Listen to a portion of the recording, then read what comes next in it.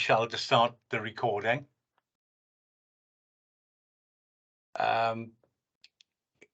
We have had apologies from Councillor Carys Jones. Are there any others? No, there we are. Are there any disclosures of personal and prejudicial interest? If there are, Michelle will email out a template. No. The next item on the agenda are the letters and minutes of the previous meeting. Could I go first of all through the minutes to see if there's anything that you'd like to add or change? Page 1, page 2, and page 3. Could I then, if there aren't any changes, could I have a proposal that they be accepted? There we are. Thanks, Sue. And there we are. Great. And agreed. Yeah. Great. Thank you. The other point then was the letter that we've sent to the joint committee, to the chair, and you've all got a copy of that letter. Okay. Right. The next item on the agenda is the outline and feedback from Partneriaeth Joint Committee agenda held on the 3rd of February. And could I ask Ian, who's the lead officer, and Helen, who's the lead director, to come in on this? Thank you.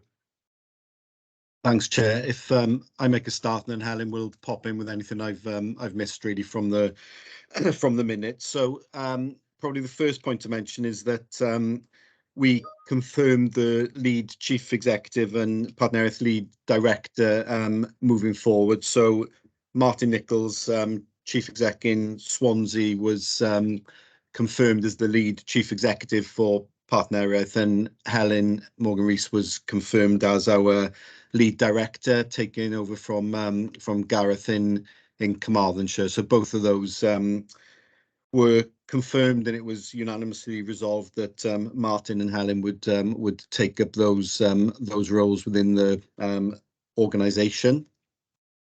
We then had the letter from the Joint Scrutiny Group to Joint Committee, and Councillor Jones was present, and he gave an update really on that the letter that sort of outlined the first meeting that this group had in terms of the work that Partneriaeth is doing, and there was an overview of that letter given by Councillor Jones to the Joint Committee in that session. Our Section 151 officer John Haswell then presented the Partneriaeth financial report for 2022-23, or through to December 2022. So there was an update on the financial position of Partneriaeth at the end of December 2022, and it was noted that the report provided information around service level agreements and LA contributions, and as well as the budget monitoring up until that time. The grant income for 22-23 was summarised, and there was an outline of the risks and opportunities around that grant funding given by John Haswell in the joint committee. So the financial report was noted, and the revised budget and the grant income and allocation for 2022-23 was approved. So in terms of those grant variations, there are a couple of variations that had come in through that, and then that information was received by Joint Committee in that report from John. There was an overview provided of the internal audit work programme for 22-23. So that work programme was presented to Joint Committee to consider the objectives, the scope, the approach, and the reporting arrangements for that process. And it was noted that work will be conducted from March to May 2023, and then the report will be presented to Joint Committee during the summer term. And again, that internal audit work programme was approved by Joint Committee, so that work will move forward from next month with that additional information to come in Joint Committee in the summer.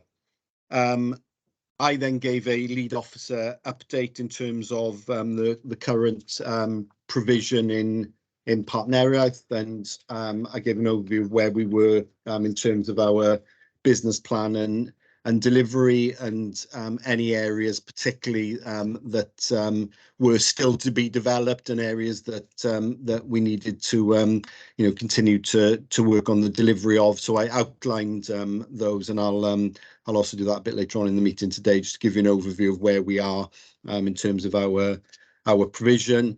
There were a couple of questions around what the data looked like and the evaluative process of that. And again, at the end of the business plan, I explained to Joint Committee that would be wrapped up in a detailed evaluation document with that impact reporting element and that clear evidence of both engagement, but also the impact of the work. So that will come in the summer term for Joint Committee, and I would imagine they would also bring that report to yourselves in terms of that detailed self-evaluation. So that update was noted by Joint Committee, and the final item, number 10, was the risk register, and again the profile was noted, the report was accepted. There was only one change really that was made to the risk register, and that wasn't an additional risk. It was a strengthened comment really in the narrative around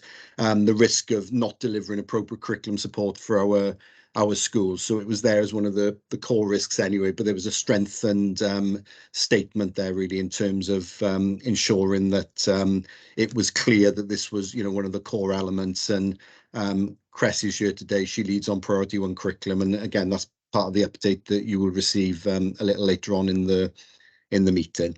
So that's a very quick summary of the Joint Committee meeting in January.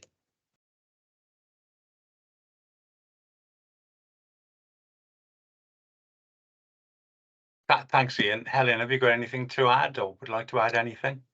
Diolch Cadeirydd, dim llawer i ychwanegu, dim ond i weid bod prif swyddogion, y prif weithredwr a finne fel cyfarwyddwr arweiniol yn dod o Abertawe, a mae'r cytundeb na yn glir gyda'r cyfarwyddwyr a'r prif weithredwyr ymysg ei gilydd. So bod e'n edrych fel sy gorfalans yn nhermau swyddogion Abertawe, mae hwnna wedi cael ei gytuno cyn dod i'r pwyllgor, felly mae pawb yn hapus jyst i roi lefel o hyder i bawb. Diolch yn fawr i chi. Great. Thanks, Helen, and congratulations on your appointment as the lead director as well. So thank you. I as agreed, I was asked to go along as an observer to the meeting as part of the agreement.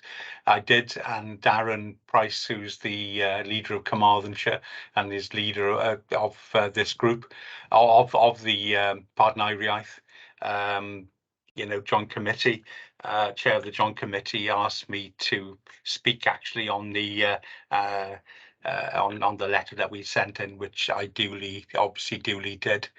Okay, any questions to Ian or Helen from anyone? Okay, great, thanks very much. The next item is the Joint Committee's Financial Affairs, Risk Management and Governance Arrangements, and it's back to the Ian and Helen show. I don't know who's going to go on first, but Ga i ddechrau wrth roi trosolwg o faterion ariannol Partneriaeth ar ei newydd wedd. Wedyn geith Ian ddod i siarad ynglyn â'r gofrestr risg a materion llywodraethu. Ond yn nhermau'r trosolwg, mae'n bwysig i nodi ychydig bwyntiau. So fel gwasanaeth rhanbarthol, mae partneriaeth gwerth 7.4 miliwn, gyda mwyafrif yr incwm yn dod oddi wrth Llywodraeth Cymru. A pan dwi'n dweud mwyafrif 6.6 miliwn sy'n llifo mewn yn uniongyrchol wrth Llywodraeth Cymru ar ffurf grant consortiwm rhanbarthol ar gyfer gwella ysgolion. Ac yn y de orllewin, daw gweddill yr incwm oddi wrth cyfraniadau craidd oddi wrth awdurdodau lleol, a mae'r cyfraniadau craidd gwerth 300,000, a maen nhw'n seiliedig ar nifer y dysgwyr a nifer ysgolion sydd gyda pob awdurdod. Enghraifft, mae cyfraniad craidd Abertawen gyfwerth a 128 o filoedd, ar y mwyaf, a wedyn Sir Benfro fel enghraifft sir llawer yn llai o ran disgyblion a nifer yr ysgolion, maen nhw'n cyfrannu 65 o filoedd o arian craidd ar gyfer partneriaeth. A Sir Gar wedyn 107 o filoedd. Pwynt pwysig arall i nodi yw yn y 9 mis cyntaf o fodolaeth partneriaeth, fel glywch chi gan Ian yn flaenorol, derbyniodd y cydbwyllgor 2 adroddiad ar faterion ariannol.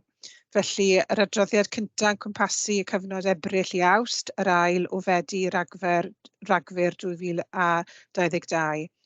A yn ôl y swyddog monitro ariannol sy'n swyddog o Sir Benfro, mae'r cyllid yn argoeli i gydbwyso ar ddiwedd y flwyddyn ariannol hon. Mae'r 2 adroddiad ariannol yn gyhoeddus i chi fel aelodau etholedig, a mae'r adroddiadau wedi cyhoeddi ym mapurau'r cydbwyllgor a gyfarfu diwetha ym mis Chwefror.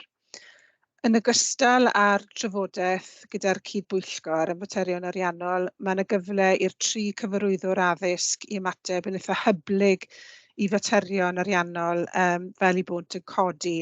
A enghraifft diweddar yw edrych ar gyllid y flwyddyn ariannol nesaf a ystyried defnyddio arian sydd wrth gefn yn dilyn trawsnewidiad o erw i partneriaeth.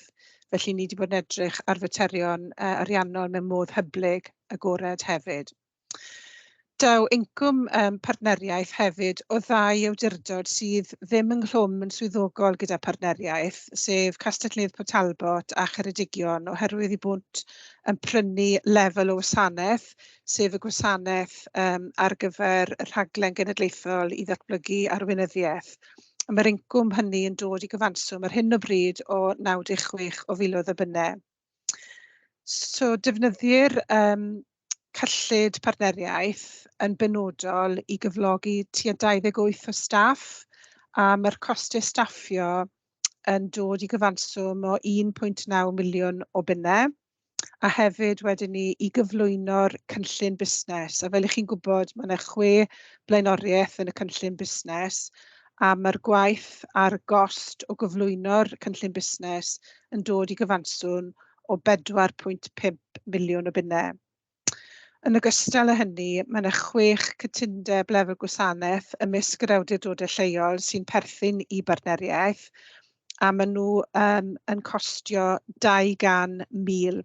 A maen nhw mewn bodolaeth i sicrhau bod gweithredu cywir, cyhoeddus a chyfreithlon. A ar ôl ystyried yr holl gostau staffio a'r costau cynnal y consortiwm, mae hwnna'n dod i gyfanswm o 54 miliwn o bunnau. A mae'r cydbwyllgor wedi gofyn i'r prif swyddog ariannol prif swyddog partneriaeth dylwn ni weid, i edrych ar sefyllfa swyddfeydd sydd ar hyn o bryd yn perthyn i partneriaeth yn y llwyfan yn Gyfyrddin, a gweld os oes posibiliad i ddefnyddio swyddfeydd awdurdodau lleol gyda'r amcan o leihau y costau unwaith eto. O ran gwerth am arian, mae'n gynnar i partneriaeth i ddangos gwir gwerth am arian, a fel dywedodd Ian, disgwylir adroddiad impact yn y cydbwyllgor y mis Mehefin eleni fydd yn dangos ychydig o'r gwerth am arian. Un o'r pethau allweddol wrth i ni sicrhau gwerth am arian yw yr ymwneud gyda pob awdurdod gyda'r rhaglenni a ddarperir gan staff partneriaeth. A mae rhaid i'r awdurdodau lleol i ddefnyddio'r gwasanaeth i'w lawn potensial. Un o'r pethau pwysig arall yw teilwra gwaith gwaith partneriaeth i sicrhau bod pob awdurdod yn cael ei ystyried oherwydd bod y tri awdurdod craidd yn wahanol iawn. Ac yn olaf, rhaid sicrhau nad oes tanwariant chwaith gyda'r swmyn eitha sylweddol o arian grant sy'n llifo mewn wrth Llywodraeth Cymru. Felly, nai oedi fyna a gofyn i Ian i ychwanegu at y sylwadau hynny. Diolch, Helen. Thanks, Helen. I think in terms of a very clear sort of financial update in terms of that, I think Helen's point regarding the impact and evaluation bit is something that is going to emerge in the coming months. Obviously, in terms of our monitoring processes of the business plan, that is done on a quarterly basis. So each of the grant funding lines and each of the areas of the business plan are closely monitored, and obviously our assurance to schools really is that the money is getting to schools in a quick and timely manner in order to support their work, as well as encouraging that engagement with us from both schools and local authority officers to ensure that we are providing an aligned service really, and that the value is very clearly being added to schools. So it's very clear in terms of what our monitoring processes are. That will then build into a detailed self-evaluation document at the end of the business plan, which will also feed into an impact report and the development of case studies and those key areas where we know the work is strong. And I think there is that commitment from us to ensure that we are sharing that across the three local authorities to ensure that all schools are benefiting really from that joint working, and where things like cluster working is becoming well established. I think sharing those messages is really going to be key for us in terms of what that can look like, although it's different in each context naturally. I think there are some key messages that will emerge. So the next steps for us really is around that impact and evaluation bit. If we're truthful, some of the work will take more time really, and we're looking at obviously eventually that impact on learners of the core work that we are doing. So it's being closely monitored. What we now need to do is package it together in that kind of detailed self-evaluation. There will be some howevers in there, and they'll be the things that we know we need to continue to work on, because quite naturally March isn't the end point of something. It'll be work that will be sort of continuing with our clusters. So in terms of the governance arrangements, it'll be quite familiar to yourselves that obviously the joint committee and the joint scrutiny meet on a termly basis. We also have our stakeholder group, and that's 3 head teachers from each local authority who contribute there and provide us with a helpful degree of scrutiny and challenge, but also that level of support as to what it looks like in terms of leaders in each local authority. And they're held on a termly basis, and that's really looking at things like our professional learning offer and what the engagement looks like, and how we can ensure that stakeholders are take into account as frequently as possible. As Helen alluded to, we have monthly directors meetings where the 3 directors of education come together with me as lead officer to have the conversations around the impact of the work and the range of the work, and also just to get clarity on I suppose what we're adding to each local authority and adding to the partnership as a whole, really. And those meetings then invite in senior officers, a little like Cressy's here today, to do just to give updates on those particular areas. And we also have senior school improvement advisor meetings where your lead school improvement advisors come together with us to look at aligning that work and ensuring that we've got that collaborative approach really, and that those messages are as shared and as aligned as possible. So that's where we are at the moment in terms of the governance piece and the if we call it the impact and evaluation piece.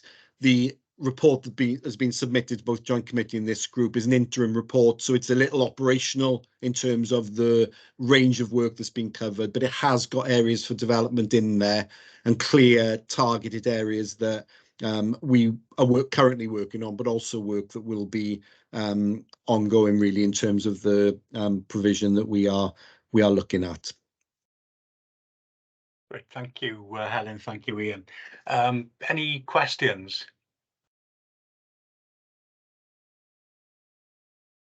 If not, can I kick off with a... Go, Helen. You... Dim cwestiwn yn benodol, dim yn ymateb I gwestiwn mae Councillor Murphy Hugh Murphy wedi codi. Efallai bydde Ian yn gallu ateb pa 3 bennaeth o Sir Benfro sydd yn rhan o'r grŵp rhanddeiliad ar gyfer partneriaeth.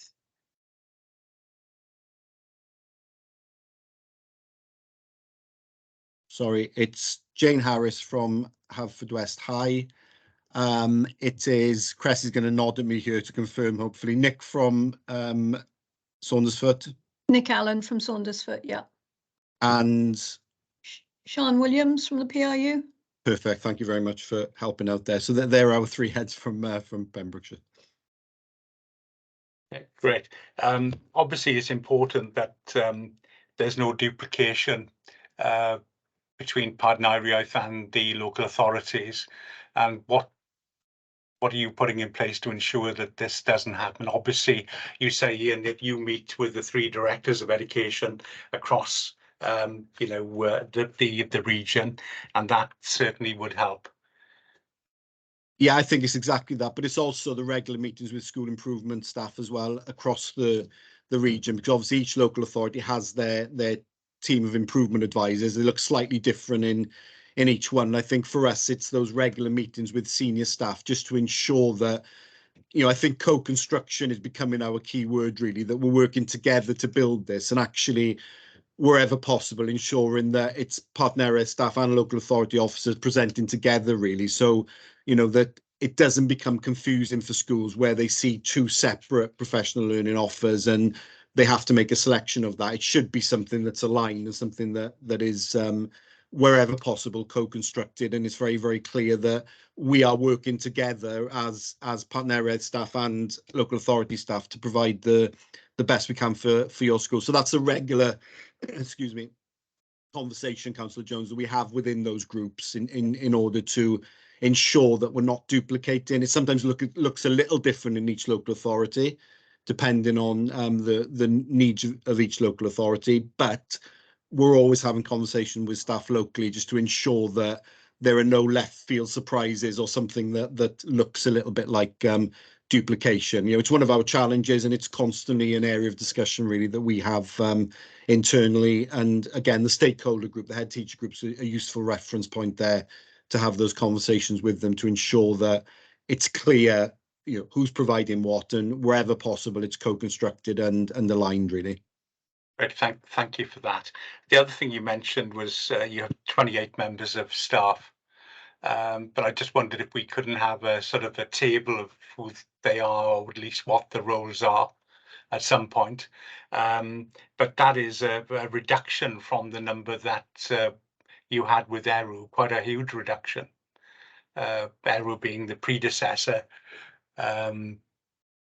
authority. Yes.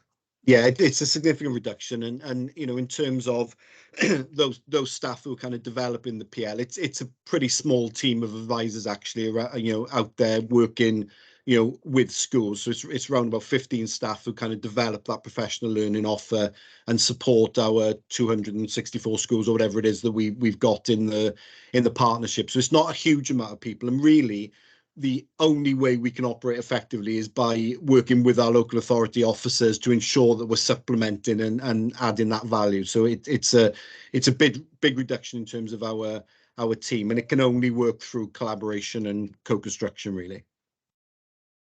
Yeah, great. Thanks for that. And finally, the other point you mentioned, I think it was Helen mentioned officers. And that did come up at the joint committee about the possibility of you using local authority officers instead of having your own base. But I don't know the thoughts are on that. But for us as an organisation, I think having a base where all staff can come into it is really important. We get that opportunity to work together. We've got hot desking space. I appreciate the local authorities have spaces as well.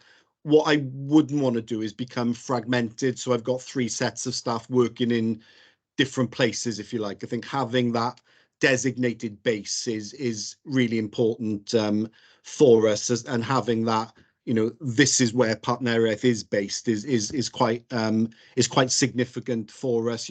I'm always happy to look at cutting costs or where alternative bases are, but I think retaining that base where we can all meet and have that joint working. We've reduced it by 50% really in the last 12 months anyway, so we've only got a hot desking room and a couple of meeting rooms really that we utilize at the moment, as well as some admin office space. So it's not a huge footprint that we're operating at the moment. It's just the case of having that base is increasingly helpful to us to collaborate together and sort of work on our priorities. Great, thank you. Thanks, Ian. Any questions from anyone else? No, great. Well, thank Helen and Ian. And we go on to the next item on the agenda, which is the updated risk profile. And again, with Ian and Helen. Yeah, I've already alluded to it really. So it's almost the same risk register as you would have seen previously. The update is on page 13 of the risk register, and that is just a comment around that increased risk around priority 1 and schools not being sufficiently supported in their implementation of curriculum for Wales. So it was something that came up in the previous joint committee, not the last one, the one before that, in terms of having that as a strengthened comment there, because it's obviously such a significant thing for us as a partnership, but on a national level, that schools are supported to implement their curriculum. So there's just been a strengthened comment really in terms of that narrative. It's not an additional risk. It's in our risk of not delivering the business plan. However, it felt appropriate to put that additional comment in there around that support for implementation really. Okay, great. Thanks for that. Any questions, Peter? Yeah, thank you, Chair. I've got a couple of questions. I think right throughout the risk register, there's reference to Welsh Government funding not arriving on time as a particular risk. I'm just wondering, how much does the work of Partneriaeth rely on Welsh Government funding? And so how great is that risk? It's a large risk because the vast majority of the organisation relies on those levels of grant funding. There is a commitment from Welsh Government over 3 years that these lines will be sustained, although they're naturally variable. But as an organisation, it's a big risk. However, the money does tend to arrive on time, and it tends to be something that has got terms and conditions attached to it, but it's something that we can utilise fairly quickly. However, it's a significant risk. And in our Section 151 officers budget updates and financial plan, it's clear in there that one of the risks is the continued reliance on grant funding really as an organisation. Okay, second question I had, what are the risks with the new curriculum, and how does the offer to the teachers from the Welsh Government on workload is going to impact on that?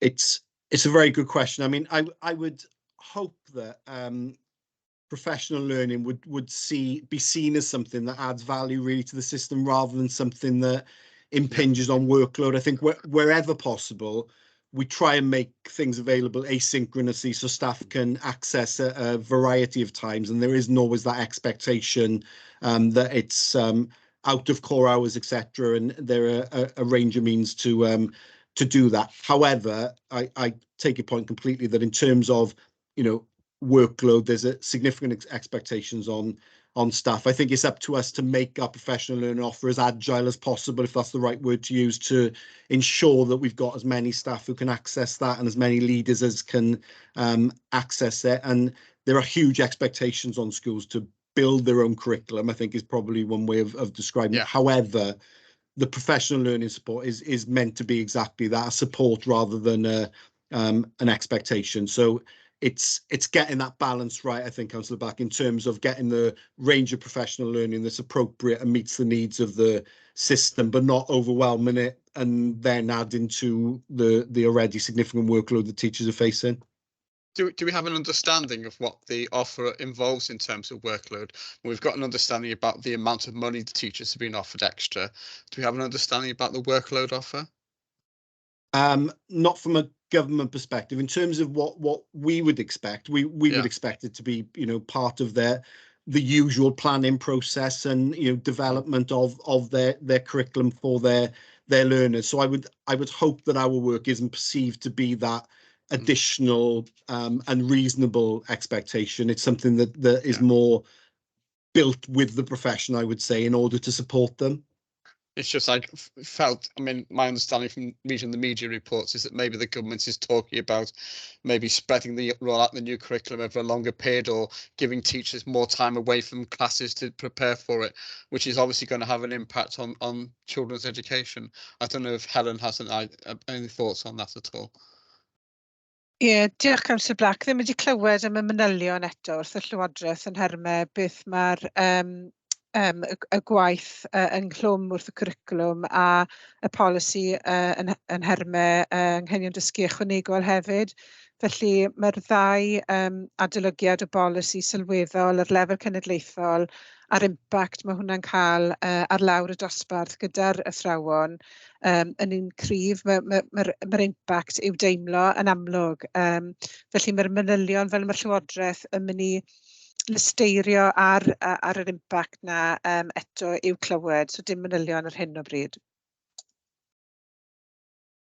Okay, thank you. Great, fine, thanks. On that point,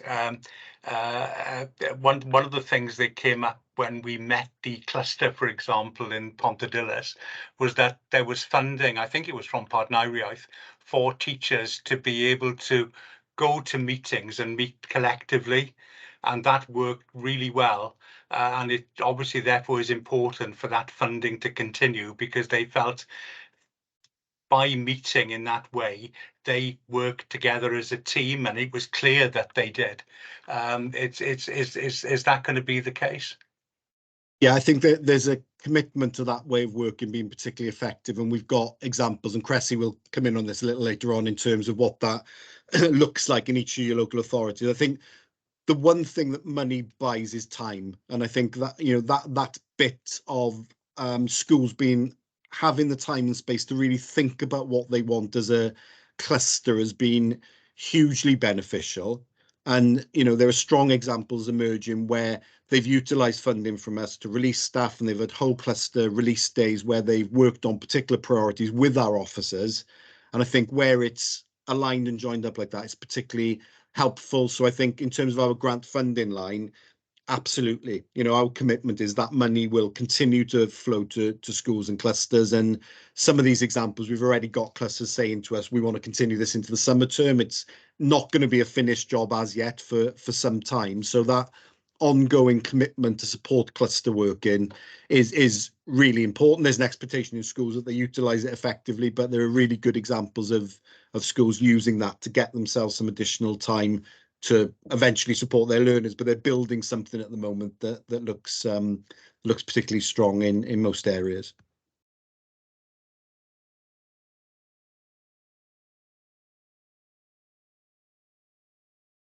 Sorry, you're on mute, Councillor Jones. It must be a first, yeah. But great, thanks for that. If there are no questions, further questions, we'll move on, and that's to take a look at the performance of Partneriaeth Priority 1. I think it was Councillor Peter Black, who suggested that we look at the 6 priorities over a number of meetings, and we're looking at the first priority, which is very important, and that is the curriculum and assessment. And here we've got Ian, Helen and Cressy. So welcome to Cressy as well.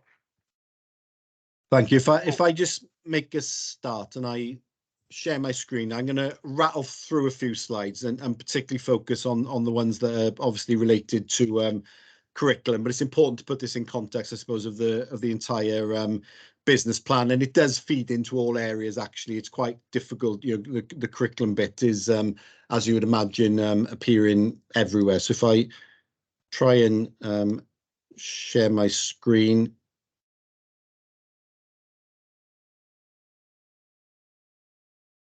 So I've lost everyone at the moment.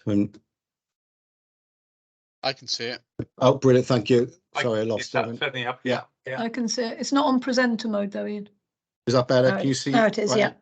yeah. Okay, I've lost everyone at the moment. You'll have to excuse me. I'll expect someone to shout and let me know if something isn't working. So, a very quick update. The interim report is in the pack for this meeting. It does outline the range of support and range of activity across the business plan areas, really. So you will see our 6 priorities there, just as a reminder. And, you know, as I said to you, really the curriculum element does feed into all of those other elements, as you would expect. You know, if priority 2 is developing a high quality education profession, you would imagine that the curriculum is front and center, really, in terms of what that looks like. So this is where we are at the moment in terms of our curriculum area, and I will let Cressy speak in a little bit more detail around that in just a second. These are the various areas of our business plan and the areas that we monitor closely, and you know, this is very much a summary of our first priority area, really. So develop a range of assessment approaches to support schools. Really, that's going to be a moving piece into the next business plan and our support for those assessment elements, and also that case study element. And Cress is going to talk about some particularly strong examples that I'm sure will form part of our building of case studies. The national network, there's funding there for schools to be able to engage in a range of networks. And again, you know, we've ensured that money is now pushed out really to schools to ensure that they can attend both national events, but also regional networks as well. The next area really is around that consistent engagement with clusters and making sure that it looks equitable across the 3 local authorities in terms of that. You know, most of the clusters are benefiting from a clear level of work and engagement. Some need that little bit of extra support to get to where they want to be or get to where they need to be, and that's something we'll be mindful of as we sort of move our way towards the end of the current business plan, and I'm sure into the next business plan, and also that work across Welsh medium clusters to ensure that schools in Welsh medium schools in Swansea and Welsh medium schools in Pembrokeshire and Carmarthenshire really benefit from that collaborative approach moving forward. There's the wellbeing and learning aspect, and supporting some of our disadvantaged and vulnerable learners. It is a separate area of the business plan, but again, it's something that's really important to keep our eyes on in terms of that curriculum reform agenda. And then there's that professional learning program, really, and that PL for the curriculum, and really ensuring that where there are gaps, that we're utilising our school practitioners who are living and breathing this and developing it to share that message as strongly as possible. So it's one of the areas that we clearly need to develop, really, is to ensure that we are sharing on a platform that we're then encouraging staff and practitioners across the region to utilise and get in touch with schools who are already developing their thinking on a variety of different areas. Again, I'll go through these bits fairly quickly because I appreciate the focus is very much on curriculum today, and you'll get an update on priority 2 in the next meeting. But lots of this is around the research and inquiry bit that does feed into what then happens on curriculum. And we've got our schools who are involved in the inquiry projects across the region, and again, their research projects get published on Hub and published locally. There's the development of work on pedagogy at a national level, but also teaching and learning at a local level. And we're currently looking at our PL offer in terms of supporting teachers. Literacy and numeracy funding, the issue around developing skills of our learners was there prior to Curriculum for Wales. It's going to be there as we implement Curriculum for Wales, and really is on the national agenda. And again, we need to pull together some strong examples of literacy and numeracy projects and working well across Partneriaeth. Welsh Professional Development, we've now recruited that strategic advisor to support priorities. And again, Gwennan will give you an update in the summer in terms of the Welsh PL and the other matters here, including the A-level improvement and the digital work. The fourth area of the business plan is around the strong and inclusive schools, committed to excellence, equity and well-being. And again, it's work around our schools and our learners who access the pupil development grant, or that grant that is there to support them. It's working with our LA partners to ensure that practitioners and leaders across the region are engaging with the professional learning offer, and there's a range of different work that goes on there, and again will be part of an additional meeting of joint scrutiny where you get an update on this work. Priority 5 then is the area really that looks at the self-improving system and making sure that we've got strong shared messaging across the areas. At the moment, it's the area really which is looking at developing those case studies and sharing emerging practice or best practice, and really getting that collaborative approach across the 3 local authorities and across the region. It may well be that priority 5 will be merged everywhere, because we're looking at case studies and emerging practice in all areas of our business plan. And area 6 is that governance area, and again I've alluded to I talked about the risk register today and talked about our governance overview. The professional learning site is there, our platform is there, and again this is being updated regularly to ensure that Curriculum for Wales offer, for example, and that professional learning that goes along with it is updated. You'll see there is a Curriculum for Wales site, and there's a link to that, and there's a range of asynchronous work there. So if schools, for example, are still working on vision, okay, and they need to do additional work on vision, they can access a range of resources as well as get some bespoke support from us as well. So again, it's available as a PDF. It covers a range of different areas, and again this is constantly being reviewed as we work our way through excuse me, as we work our way towards the end of this business plan, but also as we work with colleagues across the local authorities, really to make sure that professional learning offer is right for your schools. And we're developing that in conjunction with and collaboration with your officers. Okay, I think the next slide I'm going to hand over to Cressy seamlessly. Great, thank you, Ian.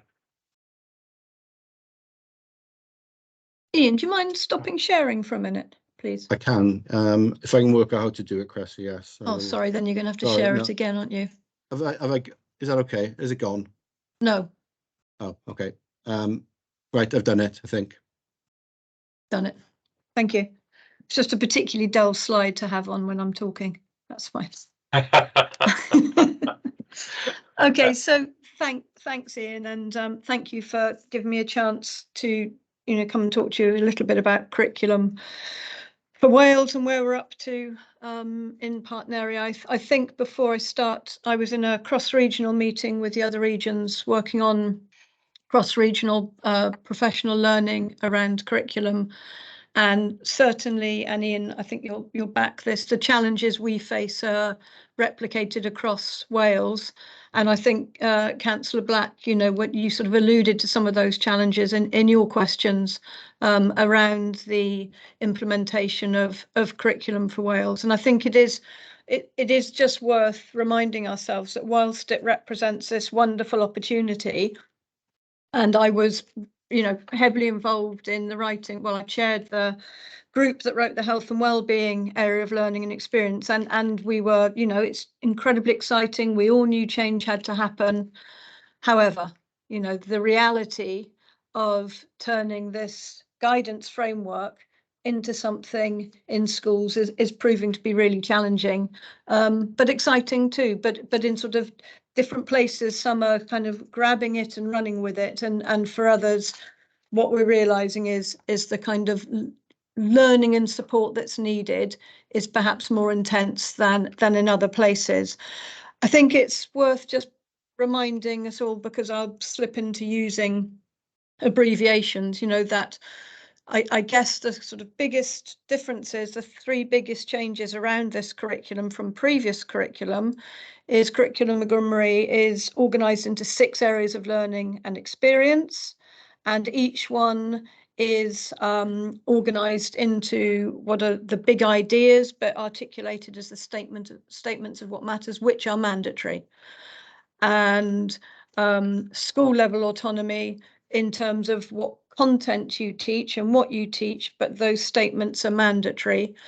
And the other big difference is the removal of levels, and the fact that it's organised as a continuum from 3 to 16, underpinned by the progression code, again, which is mandatory. So a large part of what the team here have been doing and ensuring is that schools are really clear about those mandatory elements, that they're really clear about how do you navigate this very, well, it's a big document with an awful lot of supplementary guidance. So the team have done a lot of work on just guiding on how do you find your way through this so that you feel confident and competent to use it, and you're confident that you're not missing the mandatory bits. And I think that's a key thing that the team have done. And you know, schools on the whole, I think nearly all schools have accessed some level of training which covers that guidance bit. And what we're moving into now is the much more practical, okay, so what does it look like in our schools and across our clusters? So at the same time as those significant changes, that progression from 3 to 16 means that there has to be an increased emphasis on understanding what's happening in primary schools, and primary schools understanding what's happening in their secondary schools. And for that to happen, there has to be this conversation across the cluster to understand what that progression looks like. But that does create particular tensions and challenges. And it's easier in some clusters than it is in others. And I'll give some examples in a moment of some of the clusters. So the professional learning offer that we've provided this year has been a mix of the universal and bespoke. So the universal has focused on understanding that guidance so that you feel competent and confident to go and do something back at school. We've established primary school networks for the middle leaders, or those given responsible to lead these areas of learning and experience, because it's a whole new role. And we've continued to run face-to-face progression workshops for individuals to come and work closely with Partneriaeth experts in the different areas of learning experience to understand progression, and then to take away models and ways of working that they can share back at school. And then alongside that, we've got the bespoke professional learning, which is sort of about meeting schools where they're at. And that happens really, I would say, at both local authority level and at school level. So at local authority level, we provided funding to the 3 local authorities to lead, design and lead whichever way they felt was most appropriate for their schools around progression at a local authority level. And Swansea and Pembrokeshire took one approach and worked closely with a curriculum designer called Lucy Crayan, who we've been working with as well to support the schools who have engaged with her. And then Carmarthenshire chose to go a slightly different way, and we've been jointly planning and co-constructing workshops with Carmarthenshire staff and we're halfway through running those for each area of learning and experience. Sorry, Ian, I'm now going to ask you to, that's really mean of me because it's a horrible thing to do. Can you see me? I'll do my best, Cressy. I'll put the boring slide. Is that what you want to start with, the boring slide? Yeah. Yes, okay. Then I go rogue, Ian. Okay, so Ian asked if I could share with you examples of where the cluster working, some examples of cluster working that we've been doing this term. Welsh Government funding, as Ian sort of indicated earlier, it will continue to emphasise the importance of cluster level working. That's not going to go away. And to facilitate it, in April, we established the Cluster Link Officer role with the intention that that would provide a Partneriaeth individual to work and get to know schools in that cluster. We've currently in the process of reviewing where we've got to with that, and you know there are pockets where it's working really well, pockets where it's not. So our next step is really, so how do we continue to improve that so that every cluster is getting some input and some support from Partneriaeth. At the moment, nearly all schools have had contact and some level of support from the Partneriaeth officer.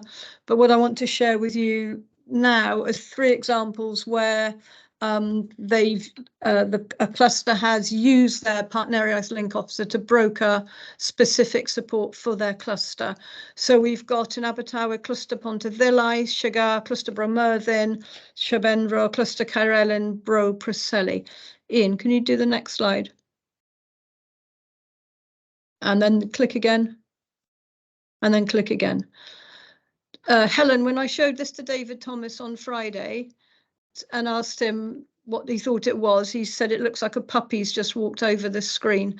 It's what you see here is my attempt to demonstrate why we need to not think of clusters as one thing.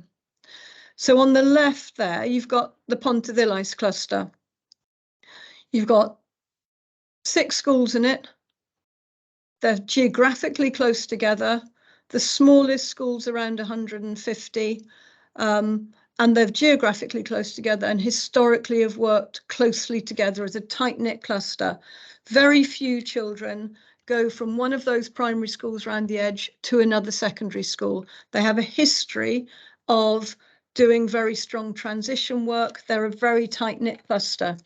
But I think it's really interesting. That's partly why I chose three examples. So Councillor Sue Allen, you'll see there Cluster Bromyrddin with Bromyrddin in the middle. And then there are 12 schools within that cluster. And the smallest circles representing those with less than, actually in this one, less than 60 pupils. So when we're talking about getting schools together to work as a cluster, when you're talking about Cluster Pontarddulais, in comparison to a school like cluster, the Bromyrddin cluster, it's a very different, the opportunities and challenges are very different. Not only that, geographically, the spread of schools in the Bromyrddin cluster, Councillor Sue Allen, a number of the schools are in and near Whitland, some of which will go to another secondary school, some of whom come across to Bromyrddin. So what we're beginning to realise is having one approach for working with clusters isn't necessarily going to get us where we need to get to, because the clusters all look very different. So we have to have quite a flexible, agile approach. And then the third example on there is the cluster Caerelyn and Bro Preseli, which are 2 3 to 16 schools in Pembrokeshire, one of whom, Bro Preseli, continues to have primary schools, partnership primary schools, and there are 1 2 3 4 5 6 8 of those, one of which is very small and a significant distance from the comp. But Caerelyn is a 3 to 16 and was born as a 3 to 16, so doesn't have in its cluster any partner primary schools. So my point being, just to reiterate, that when Welsh Government talk about cluster working, as if it's just a thing that can happen. It's really important that we're aware of this huge range of the kind of context of each cluster. Ian, could you click to the next one?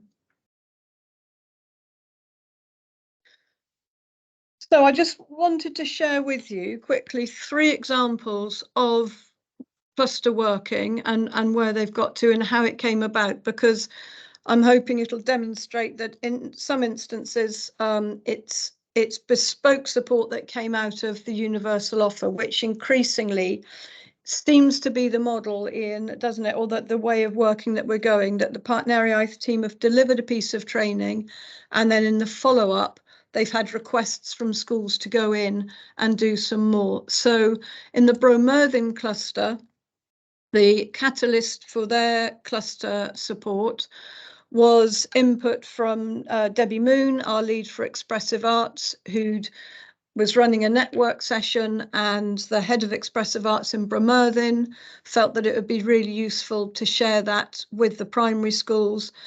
Debbie delivered that, and the feedback from that then said, every primary school needs, in the cluster, we need to do this for the 6 areas of learning and experience. So as a result, the cluster, the 12 schools sent representation, and each area of learning and experience had half a day's input from the Partneriaeth officer responsible for that area of learning and experience. This cluster's at early days, and the next step now is keeping that momentum going. And what we're beginning to see is that where the logistics of pulling together a cluster is more complex, keeping the momentum going, not surprisingly, is more complex. And I think we're learning that actually we're going to need to start being a wee bit more creative around what we can do to support that momentum and keeping that going, because some of the challenges in this cluster, for example, Ysgol of Row doesn't have a huge number of teaching staff. So the challenges on the leader of Ysgol of Row to free up staff to come and contribute to this cluster working are very different from perhaps the challenges that Steffan Griffiths at Ysgol Nant Gredig face with a larger team of staff. Can you click to the next one, Ian, please? So the next example is the Caerelyn and Bro Preseli cluster, 2 Welsh medium clusters, Welsh language clusters. And this cluster work came about in response to a project that Lowry Davis and Debbie Moon had led on Dealladaeth Ddysgu, which was exploring how to develop a continuum of listening skills. On the back of that piece of work, which happened last academic year, the new lead for curriculum in the cluster requested that we met and planned out some further support for the areas of learning and experience. Initially, the request came just for those areas of learning and experience that we could support in the Welsh language, which would have limited it to expressive arts, LLC, and more recently mathematics. So they would have had support for 3 areas of learning and experience. That was the initial plan. However, following the first session in LLC and further conversations, Catherine Thomas, the lead for curriculum in the cluster, realised and agreed that actually this needed to be across the 6 areas of learning and experience, and practitioners who supported there were able to support through the medium of English, and we had colleagues there to support with translation as well. But what became really clear there was that language should not be a barrier in terms of delivering this support. And as you know, that continues to be, you know, an area that we lack some capacity in 3 of the AOLEs. So for us, I think it was a real confirmation of confidence in our support that they were happy to have that support in whichever language we were able to deliver in. And they have a third day planned, which is coming up later in the term, to finalise the work that they're doing. The focus for the Caerel and Bro Preseli cluster was building on the work that they did with the curriculum design expert Lucy Crayon, and what the team are doing there are helping them turn the work that they did with Lucy Crayon into something practical that can be used in school and as a 3 to 16 planning tool. And then the third one, please, Ian. So the final one is the cluster Pontevillis, and the support that happened there. You'll see straight away a much smaller cluster. I've already referred to the fact that geographically it's very close. Historically, they've worked very closely, and not surprisingly, therefore, they're that bit further down the road because they had the sort of cluster infrastructure, if you like, in place.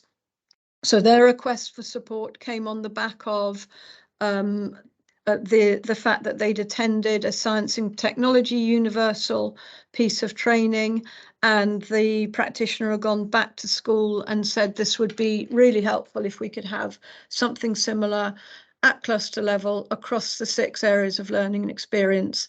And they went a step further and actually organised 2 cluster-wide inset days, which meant that the whole cluster was working at the same time in areas of learning and experience, and they have a third inset day up ahead. But what we're realising, though, and going back to the Minister's point around constant reference to equity of access to professional learning, that the reference to using a cluster model arguably disproportionately benefits those clusters that are smaller, geographically closer, clusters where the schools have historically worked more closely together, in that it's meant that they can get on board with this way of working more quickly. And so our focus really does have to continue to be, how do we make sure that we are able to provide that level of support to schools in clusters which haven't got the infrastructure to work so closely, so quickly. And so, Ian, if you could go on to the next one. Some of the feedback from the 3 clusters, emphasising the quality support coming from the Partneriaeth officers. And I think it's worth stressing here that these days weren't Partneriaeth staff standing at the front teaching. They're there supporting, meeting the schools where they're at, understanding where they've got to, planning beforehand, and then going in using their expertise and understanding of curriculum design to support with that. And what we're seeing is increasingly that's the model of working that we want to be doing. During lockdown, we had to go into more chalk and talk online, but actually what we're getting the benefits from working in is this going in, understanding where schools are at with their thinking, and then adapting and adjusting our support to meet them at that place. Can you do the next one now, Ian, please? So cluster working will continue to be the conduit and the mechanism for curriculum support next year. And as I've mentioned before, we're in the process of reviewing where we've got to, where the successes have been, where the challenges are, and how we address those challenges to make sure that our cluster link officers are in every cluster, and every cluster is getting a level of input from Partneriaeth. That has to be in place because the 3 to 16 progression will continue to be a priority. And alongside that will be assessment. So I mentioned earlier that the levels have been removed from the national curriculum. There's no longer an expectation that learners will get to a certain level by the time they transition from key stages. And a great deal of anxiety, I think, is out there around assessment and mixing it up with accountability and tracking as well. So we're doing a lot of work at the moment. We began last week some work with an expert on assessment, Mike Gershon, and supporting practitioners on understanding how they can be assessing the learning to inform their teaching and to ensure progression of learners. There's a typo on the next one, I apologise. Turning curriculum design into teaching and learning and what's happening in the classroom will be another key focus for next year.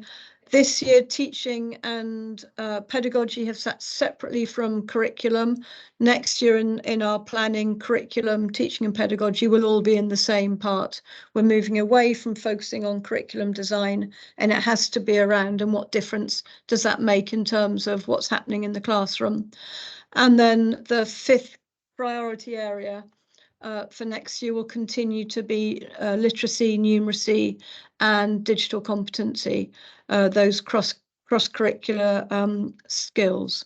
So that's a summary of 3 examples of cluster working.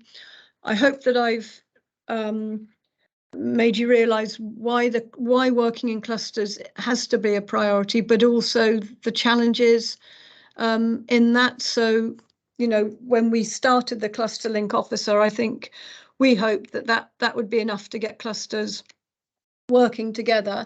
But, you know, a few months on, what we realise is it's a more complex business, but making it work requires a bit more creativity in some places than others. We can't hope that there's an existing structure that we can step into.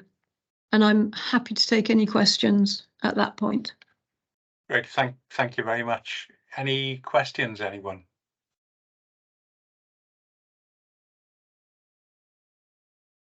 No hands up, Cressy. Could I just ask you something I've asked before, and I think it's something we need to sort of bear in mind. Very often, teachers who are new into the profession, and some teachers have been around a long time, I think this is their wildest dream. But you will get some teachers who've been used to the very prescriptive nature of the curriculum, of the current of the old curriculum, and obviously it's a big move for them, and we need to take them with us because they are our great assets, and it is important that we take them with us on that journey, really. And what I'm saying is I hope we're not going to leave anybody behind. No, absolutely, Councillor Jones. I think you're right, and we you know, Ian will have had conversations as well with members of the team when they've come back from supporting schools or clusters, and a mix of real success stories where what we've seen where you have opportunities to do that 3 to 16 conversation, light bulb moments of, you know, experienced secondary practitioners or primary that have kind of had that moment where they've gone, I've never thought about that. I've never asked what happened before they got here or what's happening next. And for some of them, that's a light bulb moment, and they're with us on the journey. For some, Councillor Jones, I think it's incredibly difficult for them because the sort of safety and security of doing something the way they've always done it and perhaps, you know, had tremendous success at is really difficult. And certainly I know from our colleagues internally, those of us who have done the coaching and mentoring and learned some of those skills around how you support and guide people who are struggling with change, because that's what we're talking about. You know, it's a significant change management process that we're going through. So utilising those coaching and mentoring skills to support with that, I personally have found very beneficial, because it's about recognising that the frustration and fear of change is real. You know, it's not being done to be obstructive, I don't think, in any instance. You know, so but you're absolutely right. We can't have people left behind.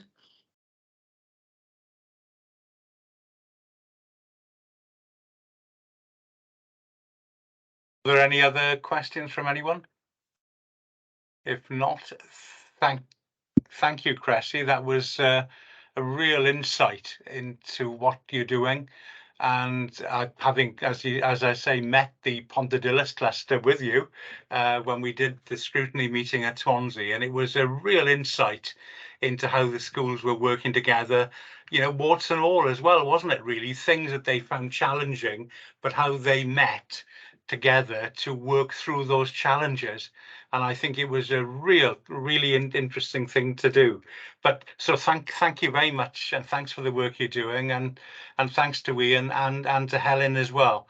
The next item on the agenda is back to more mundane things, and that is the and sorry, I could say if you want to leave at this point, you're really welcome. Can we talking about the group work program timetable, and really with that is for information, unless anyone has anything they want added.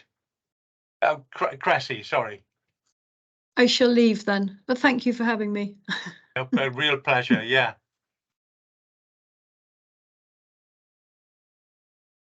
Great. There we go. Does anybody want to add anything onto the program timetable? No. Okay, great. Thank you.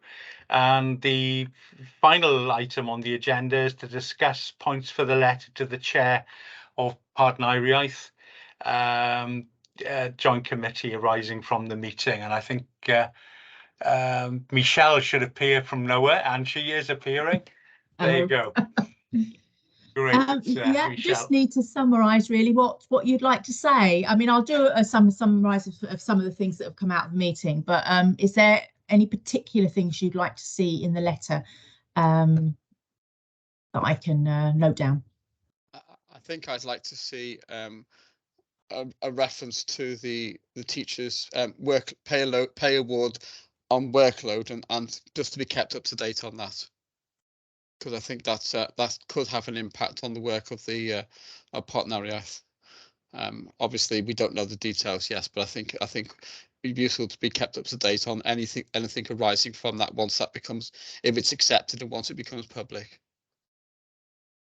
Okay, great. The other thing then is I would think I think the issue around Welsh Government funding, and you know, obviously we are keen that that money comes through at the right time, because if that is a high risk in that sense, so I think that we need to just highlight that issue.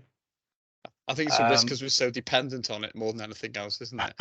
Yes, there's a big risk. I don't think the risk is it won't come through on time. It's just that we're really dependent on it. Yeah, we just need it.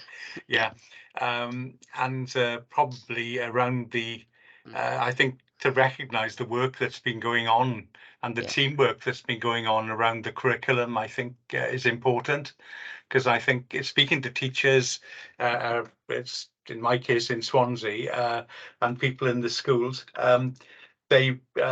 whereas they were critical of Eru, they're certainly not critical of Partneriaeth, and feel as though they really are being they're part of a team.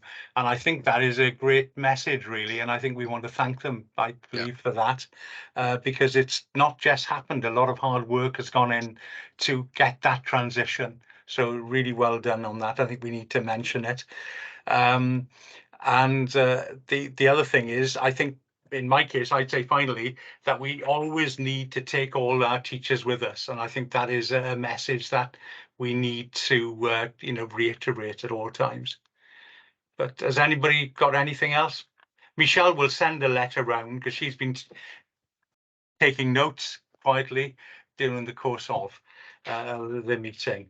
If there aren't any other matters, could I say that our next meeting is on the 19th of June, where the chair of the joint committee and lead directors will attend. So thank you all very much, and have a good rest of the day. And I think I'm going to be seeing Peter again later. 4 o'clock, yeah. At 4 o'clock. There we are. Thank you all very much. And thank you. Bye. big thanks to Michelle. Bye.